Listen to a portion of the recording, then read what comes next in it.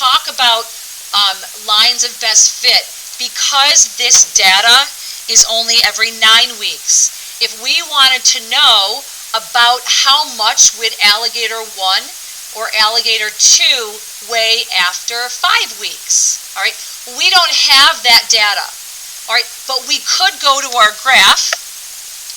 We could use our line of best fit. So I'm going to use alligator 2 here. We could use our line of best fit, and we could, this line is like, and I'll show you how to draw them, okay? I could use this line and be like, okay, 5 is approximately almost halfway, kind of, and I could be like, oh, it's about 8 pounds, approximately, maybe 7.5, maybe 7 pounds, because it's not quite 8. We could estimate or predict what it could be. All right, our data goes out to 49 weeks. All right, we could extend that graph and look at, here's 54 weeks. We could predict what the weight would be if it has the same rate of change. We could predict that the weight at 54 weeks might be maybe 26.5 pounds. Right here would be 26. All right, so we use lines of best fit to predict data we don't know based on the trends of what we do know. Does that make sense to you guys? All right, so today what we're going to do is I'm going to teach you how to draw these lines of best fit, and then what we can also do is write an equation for this line. So after drawing the line, writing an equation for it, then instead of using the graph, we could use an equation to predict. So if I said to you, for example, once I write an equation for this line, I could say to you, at 60 weeks or at 70 weeks, what would the weight be? Well, that's well beyond our graph, right? But if we had an equation, we could just substitute that value into the equation and predict it. All right, so we're going to write equations for these lines. Are you guys cool with kind of what we're doing? Okay, so let's go ahead and get going on that.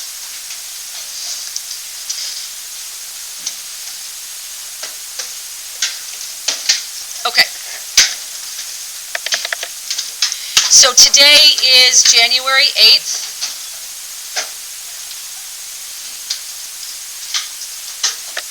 So today is 1/8.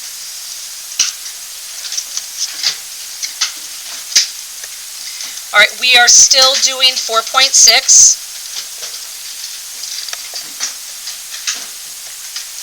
So 4.6 continued. All right, so what we're going to be working we're working on our lines of best fit. Another name for this are trend lines. Sometimes you'll hear that phrase.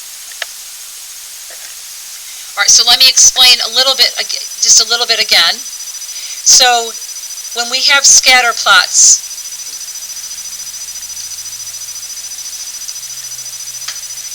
lines of best fit are an average line that runs through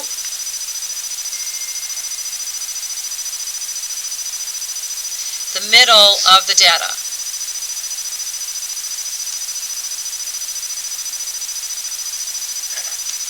All right, it's an average line that runs through the middle of the data.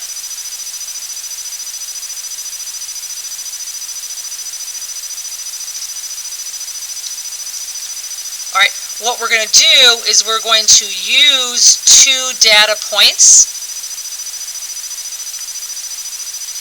to create the line and write an equation for it.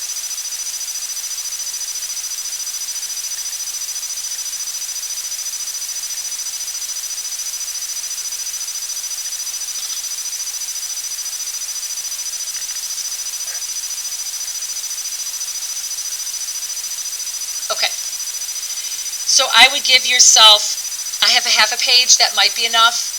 Give yourself at least a half a page for this problem. All right, so we're just going to work on it. Who needs to see what's up there? All right, I'm going to give myself more room just so I can do a better job of explaining it. This is going to be example 3 from page 266. Okay, so let me show this to you.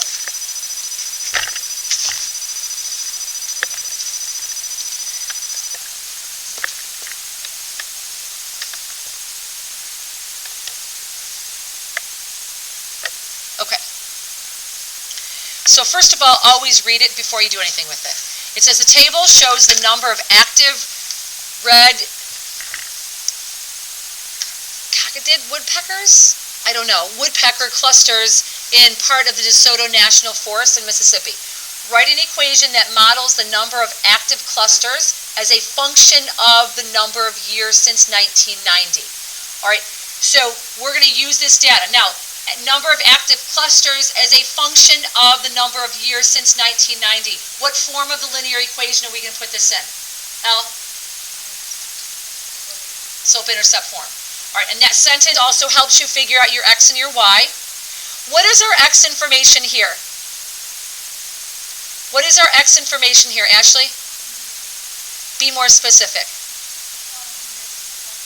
The years since 1990. So when you're graphing this, if you take a look, it has year up there. So 1992, what's your x value for 1992? Because it's not 1992. What is your x value, Ryan? 2.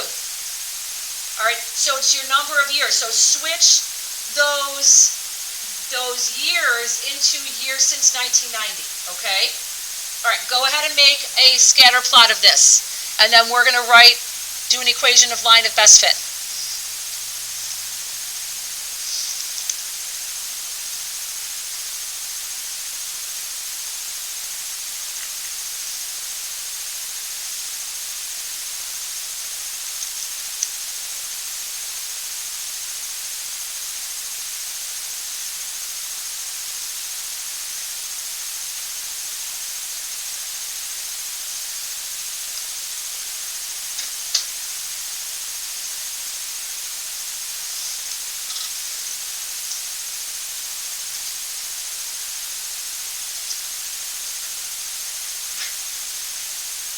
Bless you.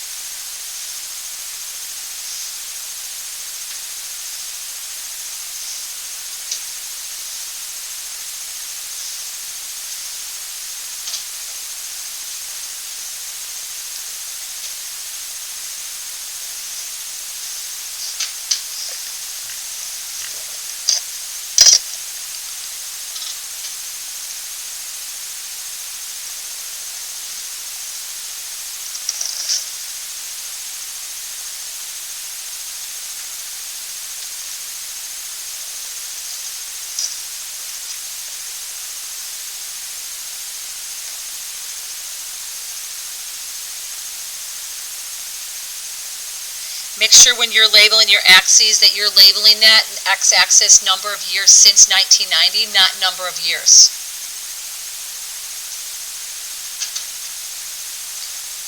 Now, I feel like the hardest thing when you're doing these is figuring out what to count by.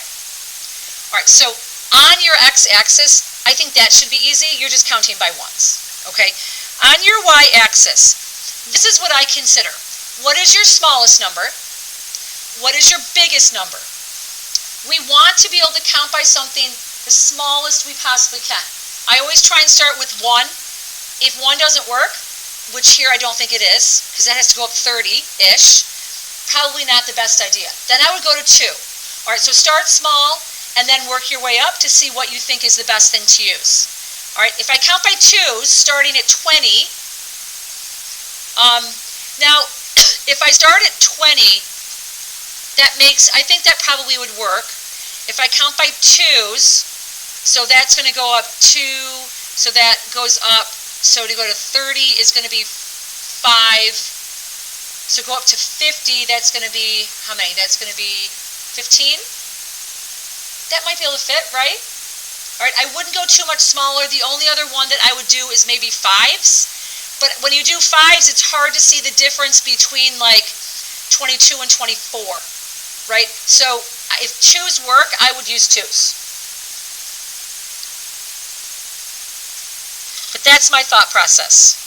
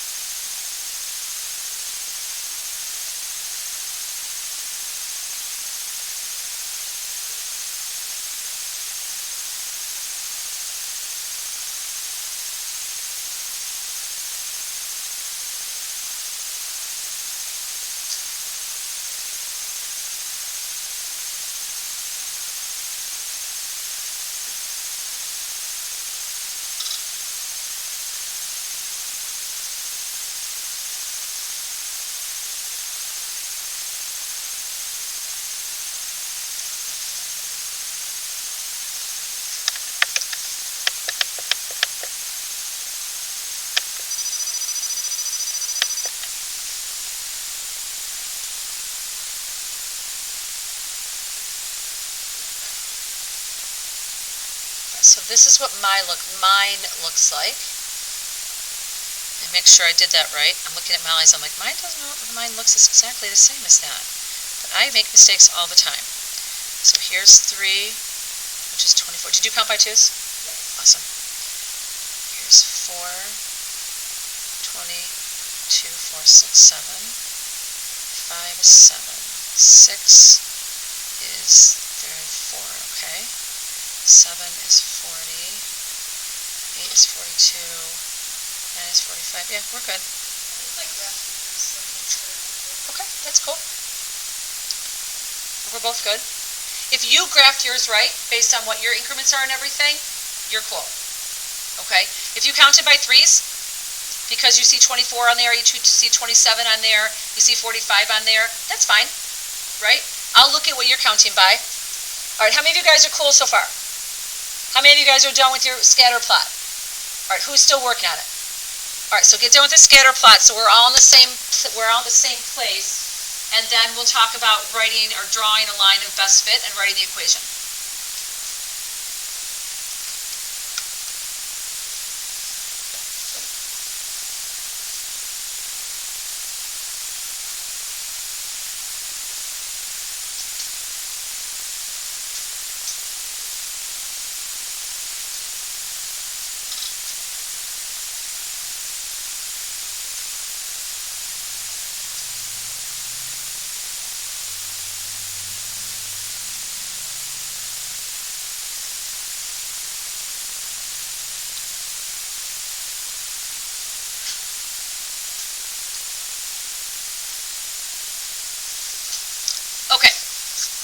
You guys cool?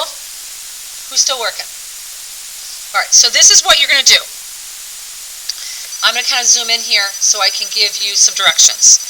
So this is our steps that we're going to do for our line of best fit. First of all, what you want to do is you want to pick 2 points. Now it has to be on the graph, not from the table, because you don't know what 2 points are in the middle. So pick 2 points on the graph where a line running through them would be in the middle of the data. Now, this is what I do. I take my ruler, I draw, I'm going to do this in a different color. I draw what I call guard lines or guidelines. They're like railroad tracks. And they run, they're parallel to each other, and they kind of run on either side of the data. And they like follow the trend. So I always draw these guidelines.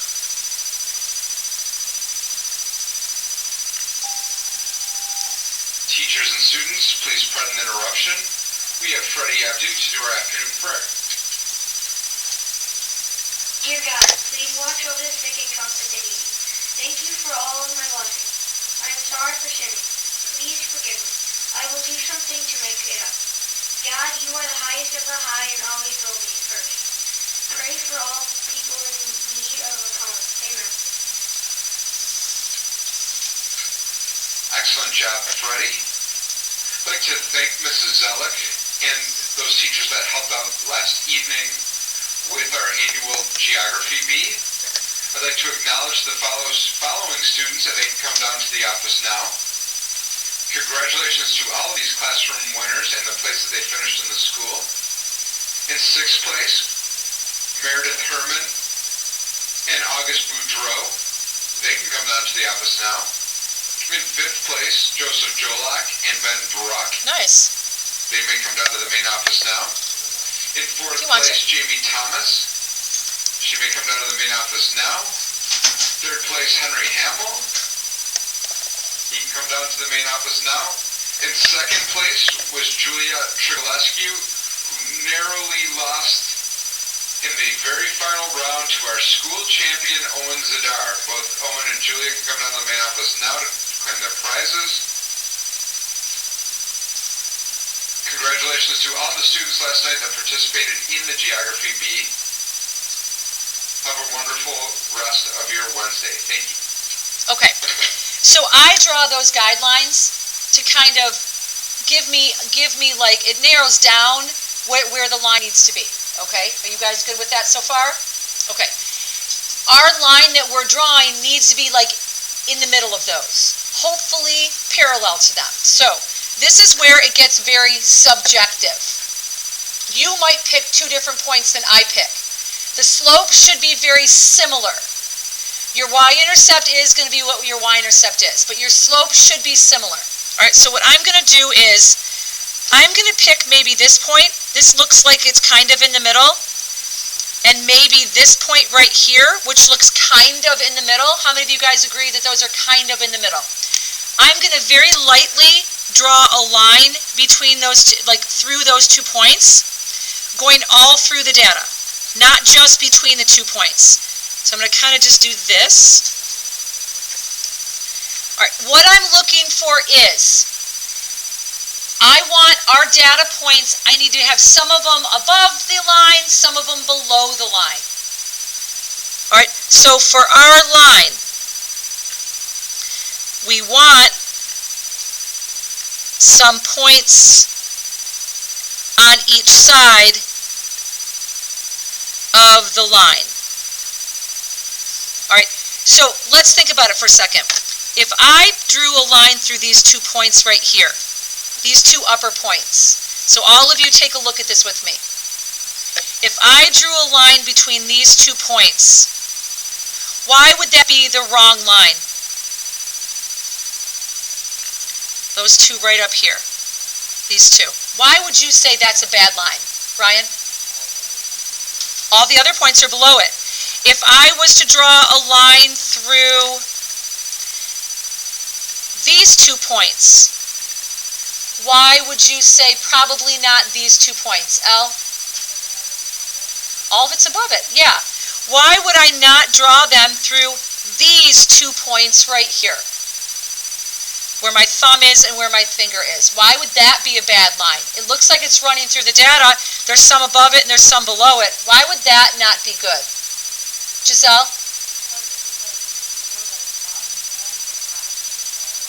Yeah, I mean, these guidelines really are meant to help you keep track of the direction that the line needs to go. This is going to be way too far off. Can you guys see that? All right, So I'm going to use these two.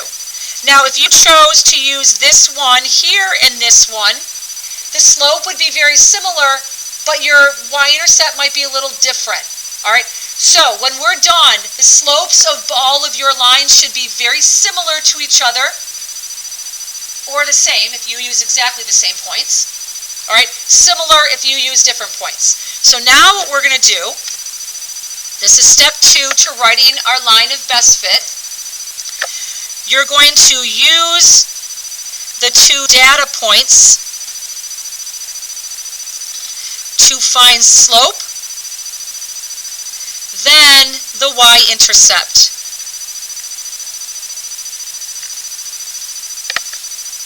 All right, don't do slope using rise over run on your graph. It's going to be too hard because of your increments. Use our slope equation. All right, y2 minus y1 over x2 minus x1. All right, I need to go up to my table of data and figure out which points I used. I used 4, so this one I used was 4, 27. And this one up here, I believe was 842. These are the ones that I used. If you decide to use different points because you think that line looks better, that's fine. As long as it kind of follows those guidelines, as long as it's in the middle of the data, I'm good with you using whatever points you choose. So these are the points that I used, and I'm going to go ahead and find slope from these.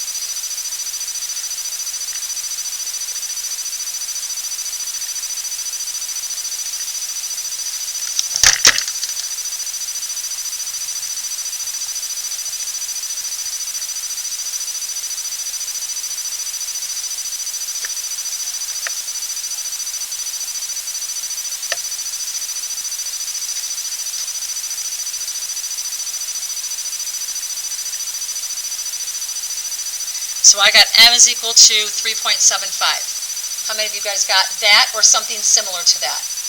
Okay, what does that mean?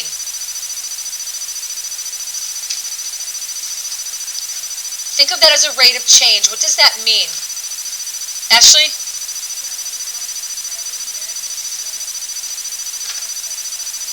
Absolutely. This means for every year,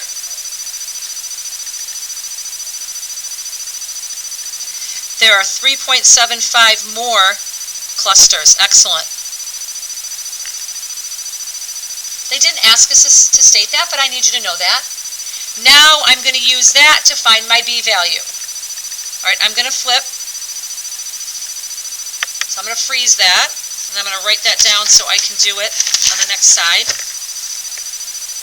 So I have my y is equal to 3.75.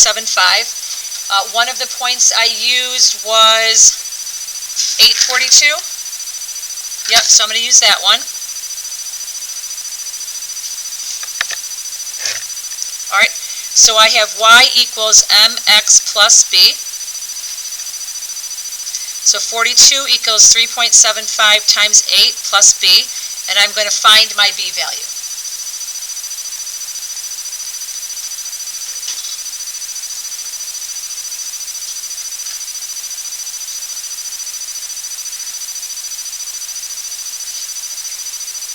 So I got y equals 3.75x plus 12. How many of you guys got that?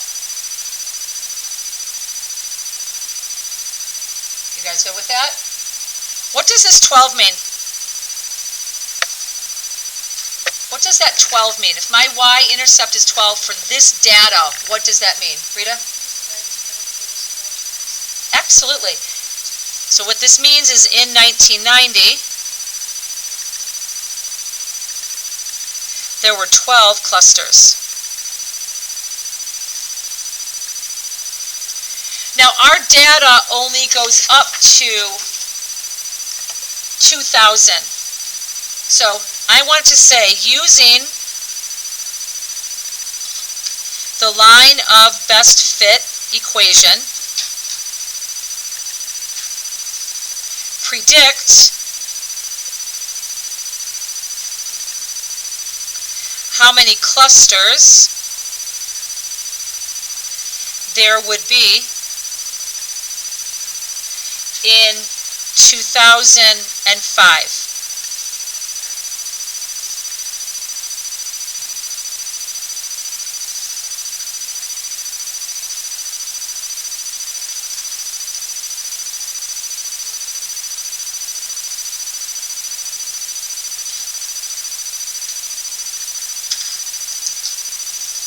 We're going to be doing more of this tomorrow, but I thought I would introduce it now because I want you guys to know why we do this.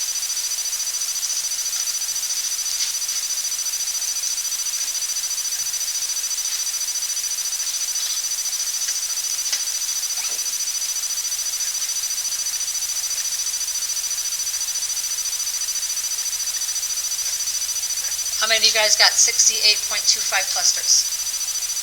How many of you guys didn't get that? Did you, okay, who used the same points as me? Okay, so if you use two different points, your number is going to be similar to it. It won't be exact because you don't have exactly the same numbers, but it would be similar in size, the same magnitude of number. Is that fair? Is that what you guys kind of got with something like that? Awesome. Al? Yep. And so what was your slope? Okay, so that makes sense, right?